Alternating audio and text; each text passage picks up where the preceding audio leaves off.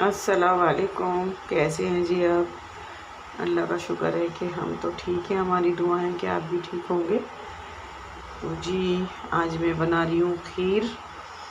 और खीर के लिए मैंने 24 घंटे इनको चावल को भिगो के रखा।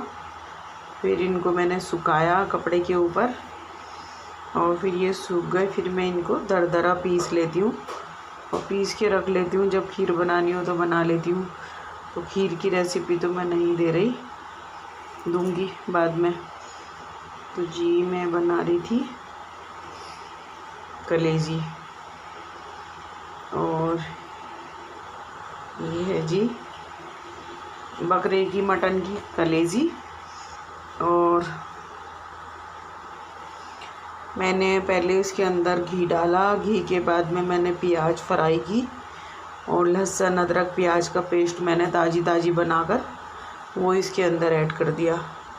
पहले ना मैं पेस्ट बना के रख लेती थी, फ्रीज कर लेती थी, लेकिन अब मेरे से इतना काम नहीं होता, बीमार ज़्यादा रहने लगी, तो बस रोज़ कर लेती हूँ इस काम को। ये है धनिया, लाल मिर्च पाउडर, हल्दी पाउडर, ज़ीरा पाउडर, काली मिर्च पाउडर। तो ये है जी कसूरी मेथी, ये भी ज़रूर जाती है कलेजी में, ज़रूर जाती है। तो ये दही है, ये भी ज़रूर जाएगी। तो मैंने इसके अंदर लहसुन प्याज अदरक का पेस्ट डाल दिया था और प्याज फ्राई कर ली थी। अब मैं डाल रही हूँ ड्राई मसाले इसके अंदर। लेकिन हाँ, एक बात है, जो लोग खाते हैं कलेजी खाते ही रहते हैं, कभी ना कभी मंगा लेते ही हैं, लेकिन मेरे यहाँ तो सिर्फ़ 1 साल में ही बनती है, सिर्फ़ 1 साल में ही। इस वजह से कि मेरे यहाँ कोई शौक़ से नहीं खाता और बस मेरे हस्बैंड खा लेते हैं थोड़ा सा, लेकिन वो भी कभी ये नहीं कहते कि भाई तुम कलेजी बना दो। ये डाल दिया नमक। वो भी ये नहीं कहते कि कलेजी बना दो। तो बस बकरा ईद पे बकरे 2-3 बकरे कटते हैं, तो बस जब भी बना लेती हूँ, फिर बना के ना 2-4 आदमियों को खिला भी देते हैं। और कलेजी का काम ही है कि कलेजी कुर्बानी होते हुए ये डल रही है दही, कुर्बानी करते करते ही बन जाती है। मैं तो खैर देर से ही बनाती हूँ, इस वजह से कि मैं अकेली हूँ। तो बस फिर वो जैसे कि कुर्बानी करने वाले होते हैं उन्हीं को खिला दिया जाता है और लोग भी बैठे हुए होते हैं। लेकिन मैं तो देर में बनाती हूँ, जब सारा गोश्त बांट दूँगी और उसके बाद ही कलेजी बनाऊँगी। तो देखो जी, मेरा मसाला अच्छी तरह से, बहुत अच्छी तरह भुन गया। अब मैं इसके अंदर डालूँगी कलेजी। और मैंने ना थोड़ा सा फैट भी रखा था, मैंने कहा जिससे कि फ़ैट भी डाल दूँगी और जिससे कि जायका आ जाएगा इसके अंदर।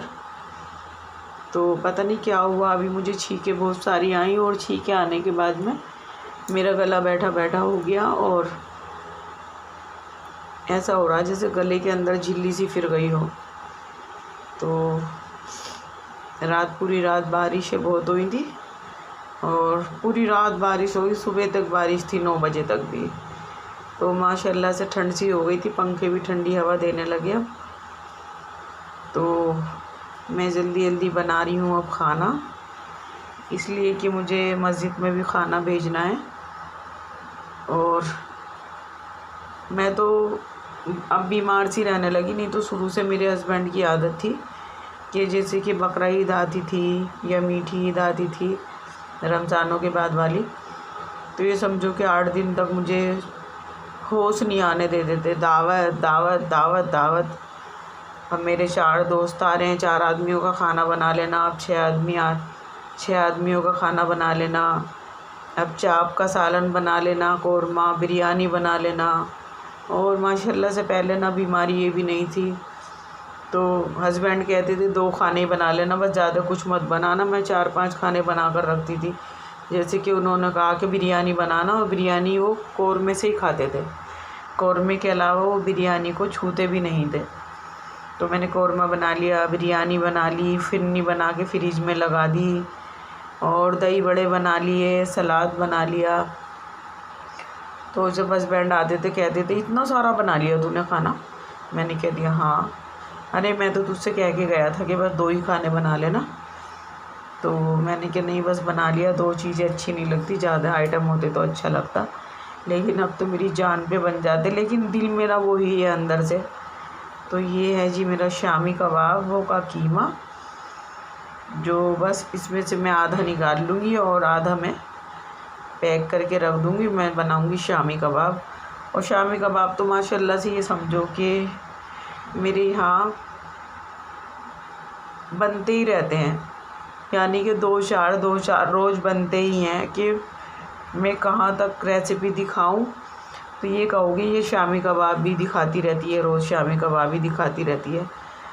तो मैं बनाती हूँ, मेरे यहाँ बनते हैं शामी कबाब ज़्यादातर। और अब तो बकरा ईद चल रही है, चलो कोई बात नहीं है, लेकिन बकरा ईद भी नहीं होती तो मैं 1-1.5 किलो कीमे के शामी बना के फ्रीज कर लेती हूँ और 4-5 शामी निकाले और ख़ाना बनाया और उसके बाद में फ्राई कर लिया।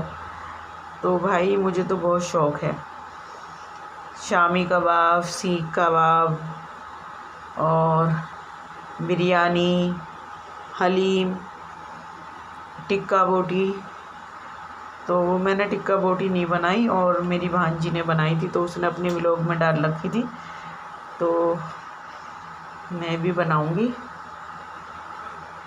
तो ये मैं कीमा तैयार कर रही हूँ, यानी कि तैयार तो ये था, मसाले वगैरह तो मैंने सब डाल दिए थे इसके अंदर।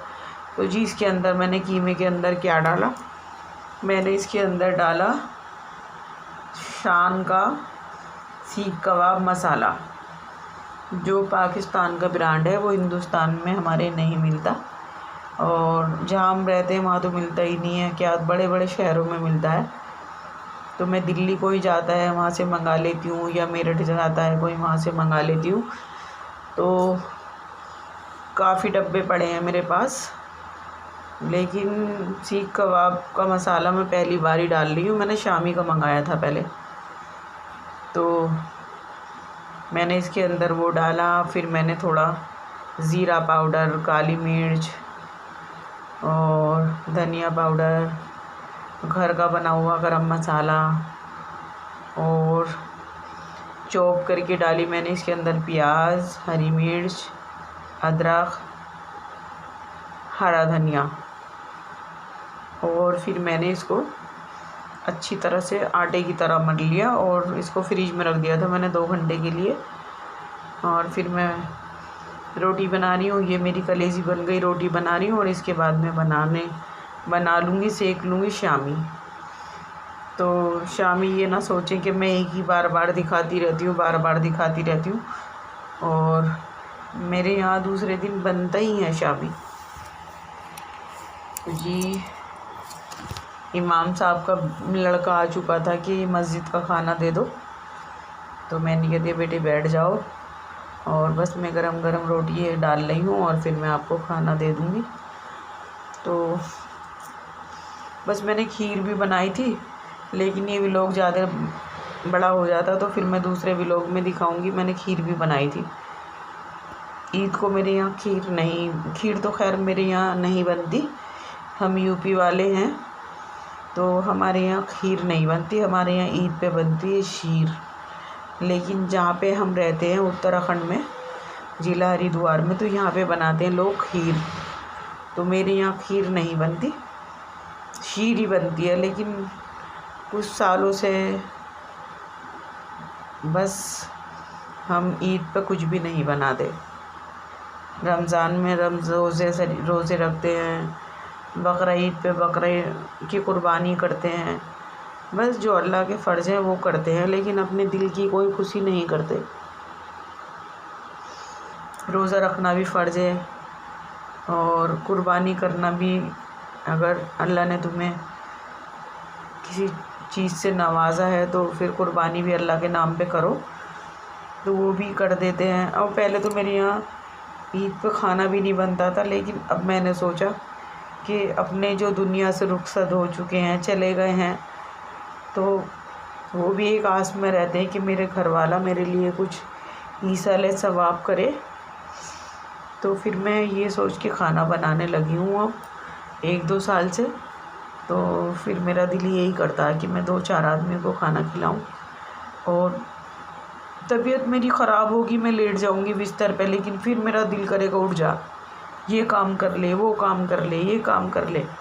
तो बस काम करने की आदत है, तो रुका नहीं जाता। लेकिन हाँ, तबीयत ज़्यादा ख़राब रहती है। अभी मैंने जाँचें कराई,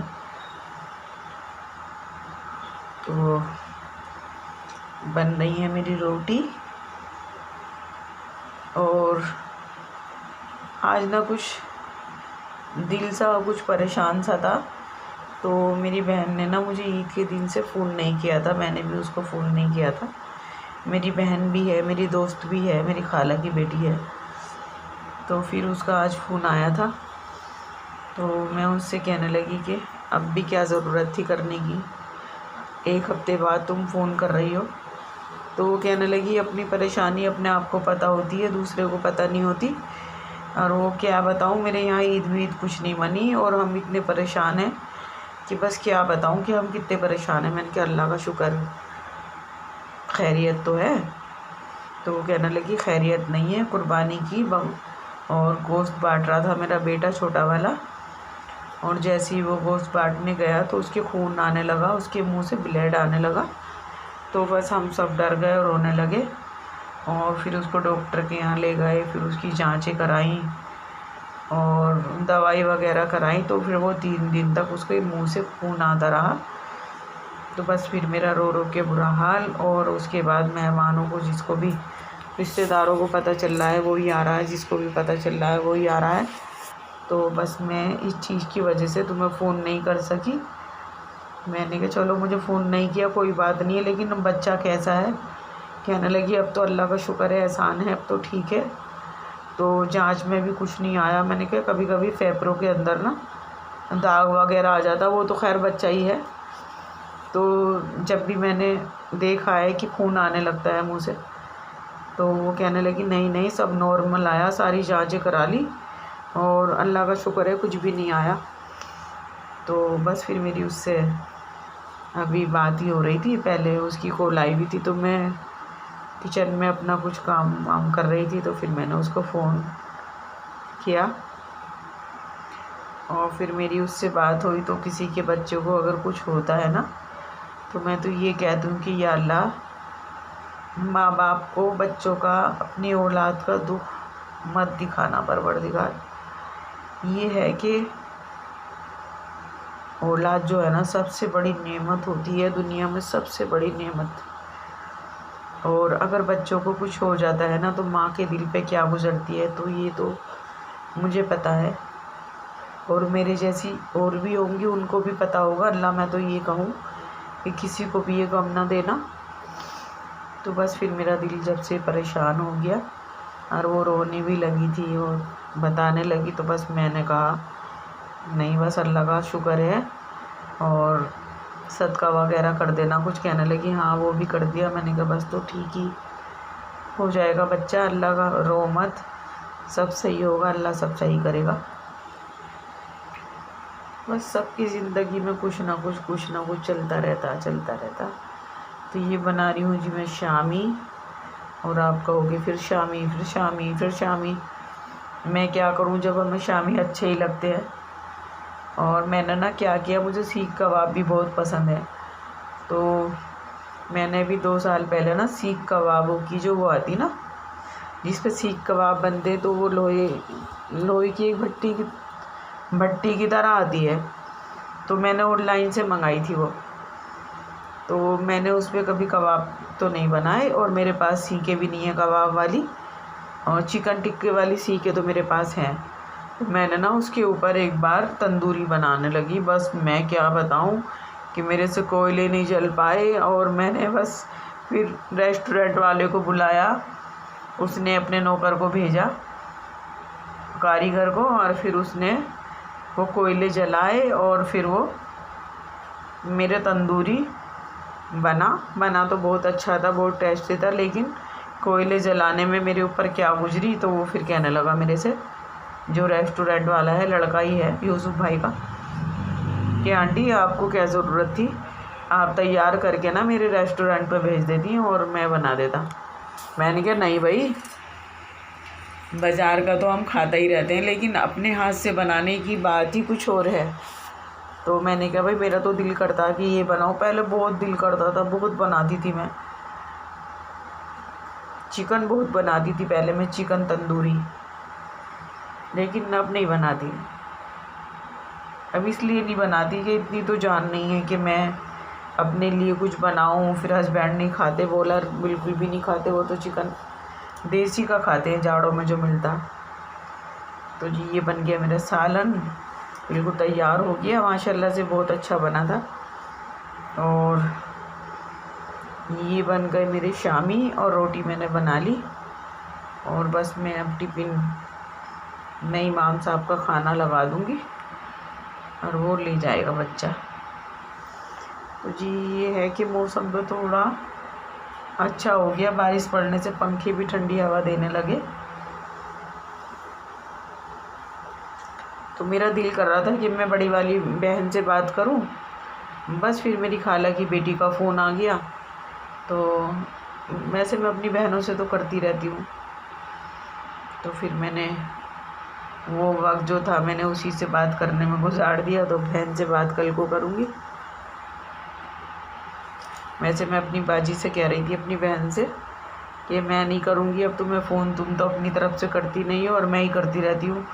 तो वो कहने लगी कि हम तो इस वजह से नहीं करते, कभी तू हमारा फ़ोन ना उठाए और तू फ्री होगी तो खुद ही कर लेगी, बस यही वजह है, सो रही होगी, तबीयत ख़राब में ना लेटी हो या कुछ काम ना कर रही हो, तो इसी वजह से हम फ़ोन नहीं करते। और अगर ऐसी बात है तो हम तो रोज़ कर लिया करेंगे। मैंने कहा नहीं ये भी सही नहीं है, रोज़ मत करना, तुम बस मुझे मिस कॉल दे दिया करो, अगर मेरा तबीयत वगैरह और टाइम वगैरह होगा तो मैं खुद कर लूँगी, और नहीं तो नहीं करूँगी। तो बस यही चलता रहता, और दिल करेगा तो कर लूँगी, और दिल नहीं करता तो फिर मैं किसी का फ़ोन ही नहीं उठाती। और मेरे भतीजा और उसकी बीवी गई हुई थी हज को, उसने वहाँ पे कई बार फ़ोन किया, वीडियो कॉल पे कई बार फ़ोन किया, तो मेरा दिल ही नहीं करा उठाने के लिए, मैंने उठाया ही नहीं। और फिर बस मैंने उसको मैसेज कर दिया था। तो फिर वो इंडिया आ गया, और परसों ना उसका फ़ोन आ रहा था, मैं बात कर रही थी अपनी भांजी से, तो उसका फ़ोन आ गया। फिर मैंने उससे कहा रूबी ज़रा ठहर जाओ, मेरे जेठ के लड़के का फ़ोन आ रहा है, वो हज से आ गया होगा शायद, घर का ही नंबर है ये। तो फिर उससे बात की, वो कहने लगा मेरे से कि चाची बहुत मेहनत करनी पड़ती और हम तो सूख गए बिल्कुल, मेरी वाइफ भी और मैं भी बहुत मेहनत करनी पड़ती। मैंने भाई वहाँ पे मेहनत का तो काम ही है, नमाज़ें पढ़नी, वो तो शायद खैर नमाज़ें तो पढ़ी जाती, लेकिन वो जो तवाफ़ करने होते ना, कई किलोमीटर के तवाफ़ जो करने पड़ते हैं। तो वो कहने लगा एक तो ये बात है, और फिर ऐसा है ना कि घर के खाने के बगैर पेट भी नहीं भरता। तो होटल का तो ये है 1-2 दिन के लिए तो खा लो, लेकिन अब समझ लो 45 दिन में हज होता है, तो इतने दिन तो नहीं खाया जा सकता ना।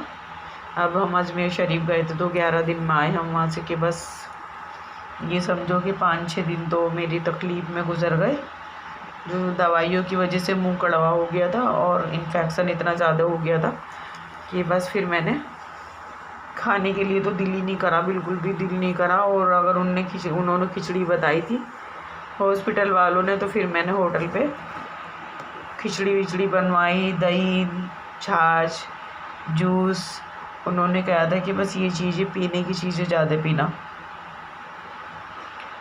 तो बस घर तो घर ही होता है, घर पे तो कुछ भी बना लो, कैसा ही खा लो, लेकिन भाई मैं तो नहीं खा सकती।